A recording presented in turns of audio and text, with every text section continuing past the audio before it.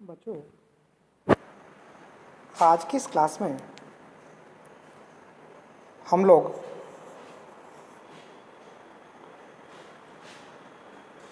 Valence bond theory की जो limitations हैं उनके बारे में जानकारी हासिल करेंगे। बच्चों, कॉम्प्लेक्स कंपाउंड्स की प्रॉपर्टी को एक्सप्लेन करने के लिए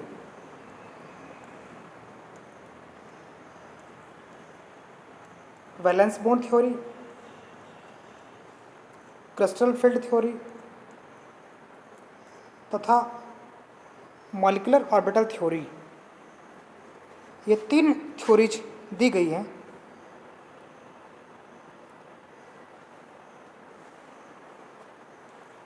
वैलेंस बॉन्ड थ्योरी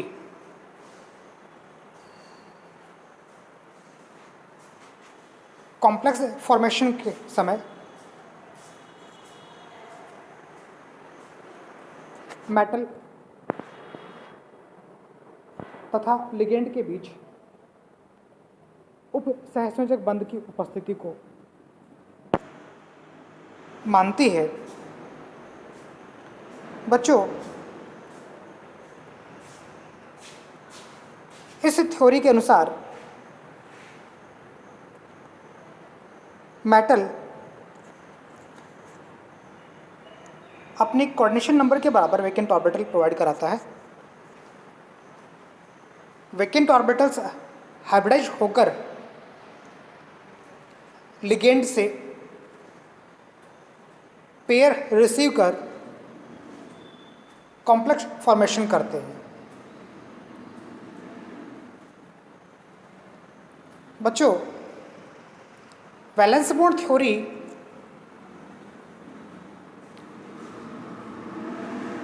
कॉम्प्लेक्स की ज्योमेट्री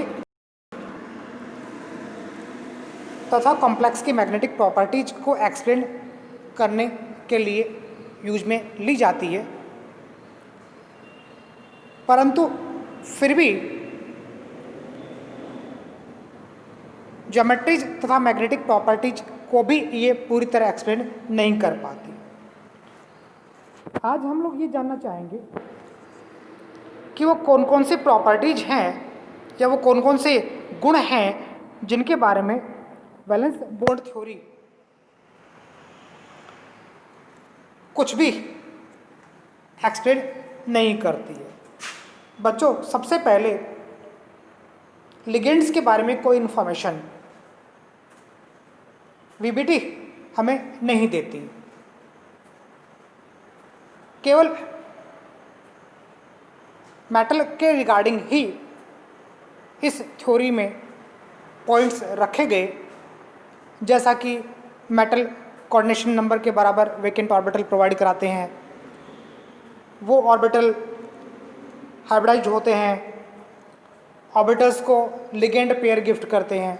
अब इन सब चीज़ों में लिगेंड्स के बारे में कोई खास इन्फॉर्मेशन यहाँ पर वीबीटी प्रोवाइड नहीं करवाती है। बच्चों, अगली जो लिमिटेशन है वो रंग, अवशोषण स्पेक्ट्रम और मैग्नेटिक प्रॉपर्टीज की मात्रात्मक व्याख्या।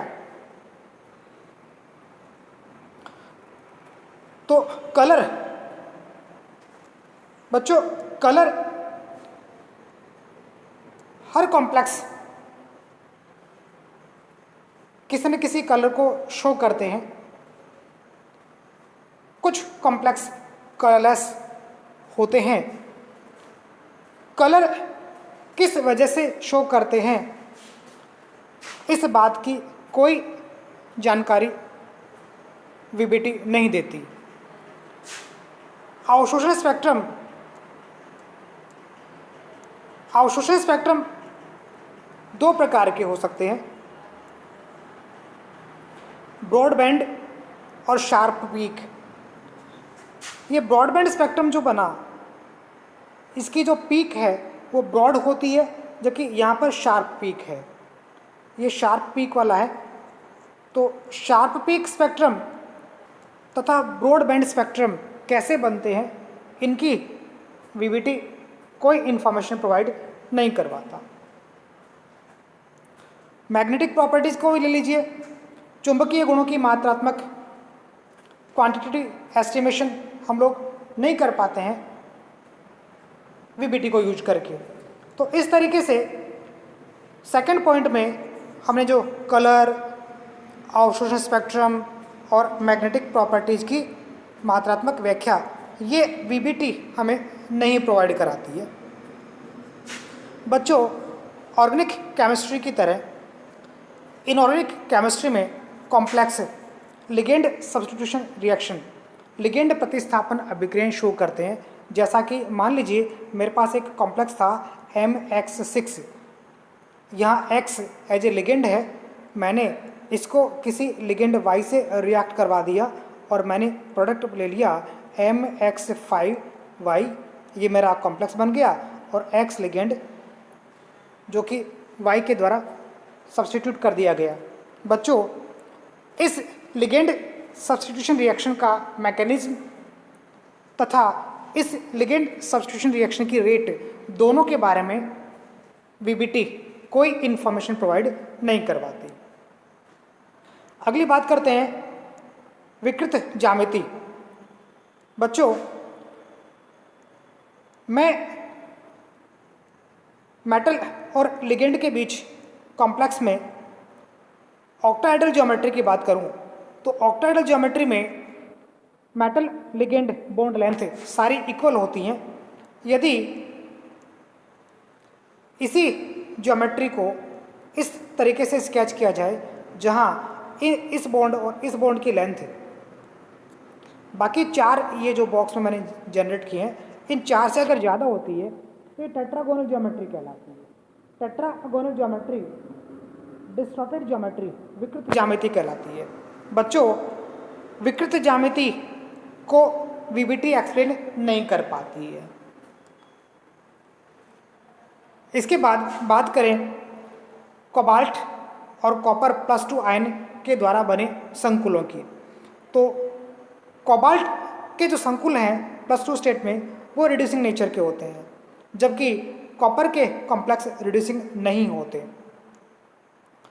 वीबीटी ये मानती है कि कोबाल्ट +2 स्टेट का जो आयन है वो स्ट्रॉन्ग लिगेंड, हालांकि स्ट्रॉन्ग शब्द यूज में नहीं ले रखा है वीबीटी में, हम मानते हैं कि अमोनिया से ये जब कॉम्प्लेक्स फॉर्मेशन करते हैं तब इनका एक इलेक्ट्रॉन 3D से जंप करके 4D में चला जाता है। 4D में जो इलेक्ट्रॉन जाता है वो हायर एनर्जी के ऑर्बिटल्स में जाने की वजह से इजीली बाहर निकल जाता है। इसका मतलब कोबाल्ट +2 आयन जब अमोनिया से कॉम्प्लेक्स बनाता है तब उसका एक इलेक्ट्रॉन जंप करके 3D से 4D में जाता है और 4D में जो इलेक्ट्रॉन पहुंच गया वो किसी भी कंडीशन में बाहर निकल सकता है। जैसे कि मैंने O2 से उसको रिएक्ट करवा दिया कॉम्प्लेक्स को, तो O2 को वो 4D वाला इलेक्ट्रॉन गेन हो जाएगा और कोबाल्ट जो था वो +2 स्टेट से +3 स्टेट में कन्वर्ट हो जाएगा। इसका मतलब कोबाल्ट +2 आयन जो था वो रिड्यूसिंग नेचर शो करता है और ये अमोनिया वाला जो कॉम्प्लेक्स था +2 स्टेट से ये अपने आप से +3 स्टेट में कन्वर्ट हो जाएगा। मीन्स 3D से जो इलेक्ट्रॉन जंप करके गया था 4D में वो आसानी से बाहर निकल जाता है। तो आसानी से बाहर इलेक्ट्रॉन निकल जाता है, इसीलिए ये रिड्यूसिंग नेचर के होता है।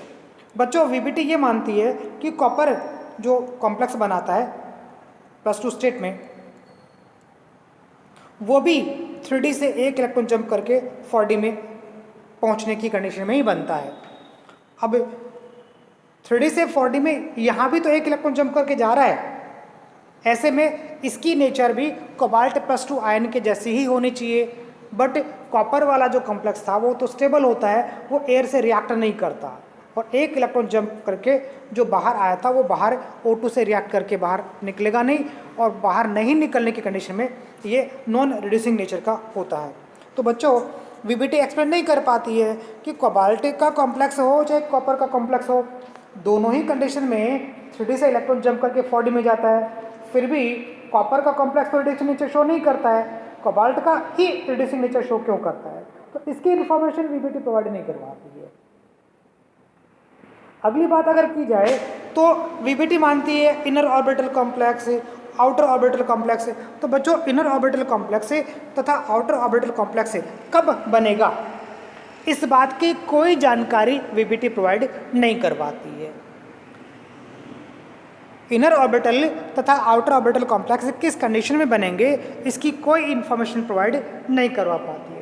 तो बच्चों इस प्रकार से कुछ लिमिटेशंस को हमने देखा, जिनमें लिगेंड्स के बारे में कोई इन्फॉर्मेशन प्रोवाइड नहीं होती है, कलर के बारे में कोई इन्फॉर्मेशन नहीं मिलती है, अवशोषण स्पेक्ट्रा को एक्सप्लेन नहीं कर पाती है, चुंबकीय गुणों की मात्रात्मक व्याख्या भी नहीं हो पाती है, अभिक्रिया दर और अभिक्रिया क्रियाविधि के बारे में कोई जानकारी हासिल नहीं हो पाती है, ज्योमेट्री डिस्टॉर्टेड कैसे बन पाती हैं ये भी एक्सप्लेन नहीं हो पाता है।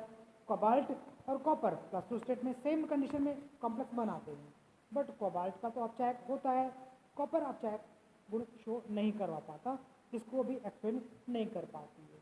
और लास्ट में जो मैंने बताया कि इनर ऑर्बिटल कॉम्प्लेक्स और आउटर ऑर्बिटल कॉम्प्लेक्स, इनके बारे में भी कोई इन्फॉर्मेशन प्रोवाइड नहीं करवा पाती है। तो बच्चों इस प्रकार से ये कुछ लिमिटेशंस हैं जो वीबीटी एक्सप्लेन नहीं कर पाती थी, और इन सारे लिमिटेशंस को फुलफिल करने के लिए अगली थ्योरी CFT ईजाद की गई, और CFT इन सारे पॉइंट्स पर हमको इन्फॉर्मेशन प्रोवाइड करवा पाती है। आज के लिए बस इतना ही, अगली क्लास में हम लोग CFT को कंसिडर करेंगे। Thank you.